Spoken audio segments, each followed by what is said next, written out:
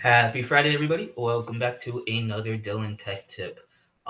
This week, we are going to do some refreshers on Dotloop. I've gotten a couple of questions throughout the last couple of weeks about like how do I do the earnest request through Dotloop? Um, can I copy things from one loop to the other? Um, what is archiving? How do I, if I've archived something, how do I get it back? How do I input the source for the loop, etc., etc. So I'm just going to be going over some of the functions of Dotloop today, just as a little refresher. I will be showing you the earnest button. However, there is a tech tip on how to use the service. So if you just scroll back up through the playlist, there is a video titled Earnest if you have any further questions about it. Today is going to be very light, not really going in depth on anything, just doing a refresher course for you. But right now, I am currently in a test loop. So the first thing I want to do is point out a couple of things. One is the earnest button. If you have a client who is out of state or something like that, and the check won't get here when it's supposed to be, they are able to wire their earnest money.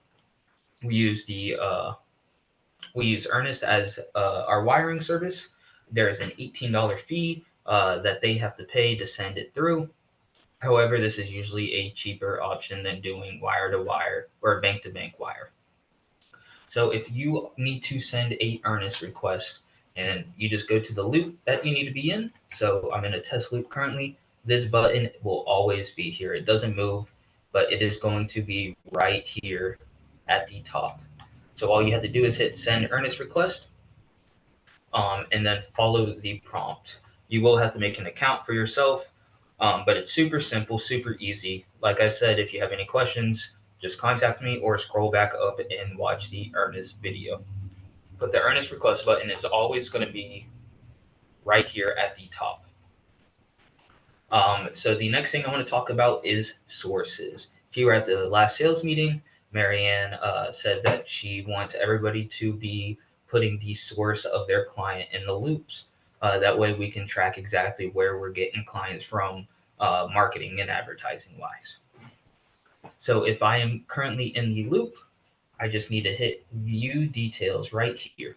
And these buttons will never move. So it's going to be right there at the top. Just hit view details and you are going to see all the information of the loop.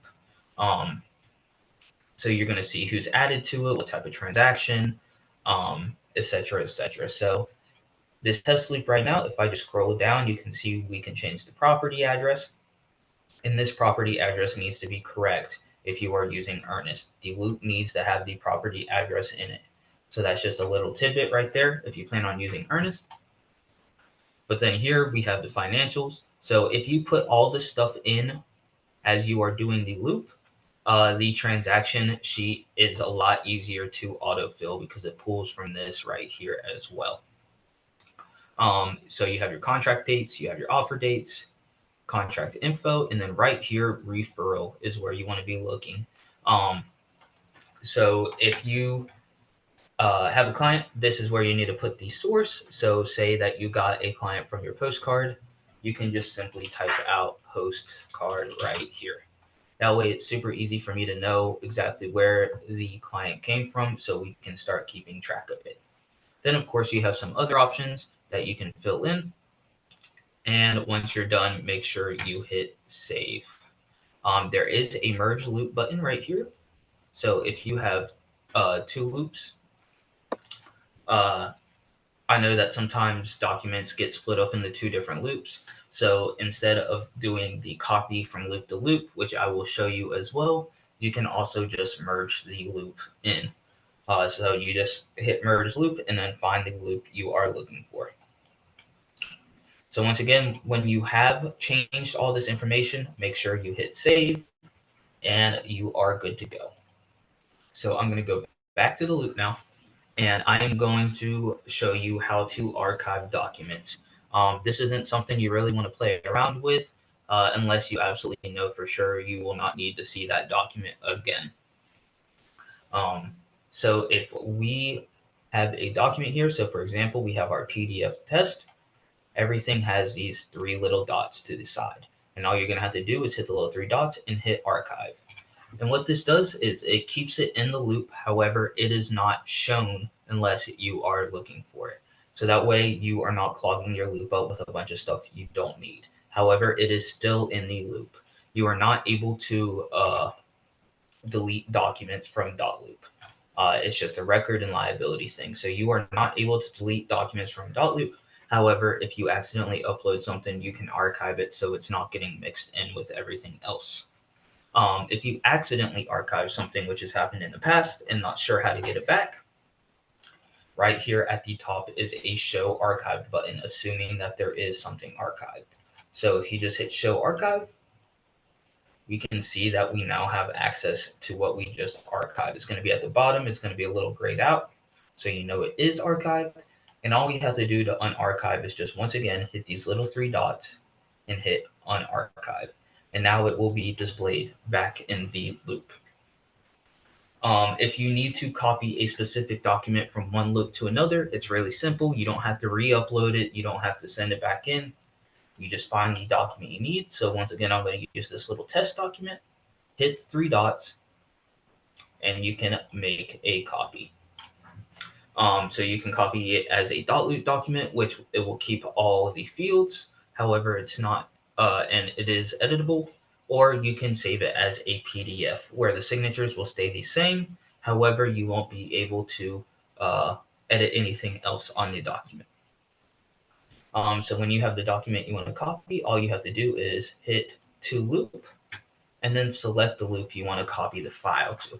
This does not remove it from this loop right here. Remember, I said that we are not able to delete any sort of documents from Dotloop.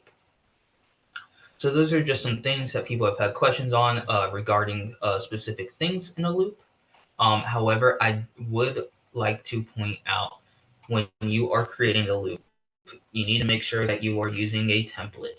By using a template, it makes your life a lot easier. It makes my life a lot easier because it has every document that you need in there. So if I am on the home screen and I'm looking to create a loop, I need to hit add loop, name the loop whatever, hit continue, and then you are going to be prompted for your template. You are able to continue without it and create a loop with no documents in it. However, you're going to have to manually put in everything you need, like your property disclosure or your brokerage disclosure and all of that. So if I'm on this screen right now where it says template, I just hit the drop down box and I find exactly what I need. This has everything for your residential, your condo, your lands, whether you're on the buying or selling side. And then I just click the one I want, hit continue, and I finish making the loop. That is really all I wanted to talk about. I would like to also talk about, oh, let's talk about archiving whole loops. I know that we just talked about archiving specific documents. However, you are also able to archive a whole loop. That way, your Dotloop screen at home isn't getting clogged up with deals that have already closed. So once you see Myra put in the settlement statement, the commission checks, all that, I do suggest archiving it. You are able to go back and look at it, but you are clearing up your home screen. So all you need to do to archive a loop is just go to the main screen and there's this archive button right here. And as you can see, it grays out. If you are not seeing your archive loop, you need to make sure you are looking at your filters. So if we're on the home screen right now, looking at the search bar, there is a filter box right here. So if we click in the filter, you need to make sure that you have all or only archived on to make sure that you are seeing any archived loops. On the flip side of that, if you don't want your screen clogged up with all your archived loops, you can simply hit hide archived. And then once I apply this filter, you are going to see this loop disappear from my screen. It's still there, but it is not displayed unless we are specifically searching for it. So if I hit apply, you see that it has now disappeared. Once again, if I go into filters and hit all, this shows all loops. And there is our archive loop once again. Those are just a few things that I've had questions on regarding Dotloop. Hopefully this is a nice little refresher for you. If you have any questions, concerns, or comments, let me know. And if you have any ideas on the next tech tip, send me an email. With that, I wish everybody a happy weekend, and I will see you next Friday.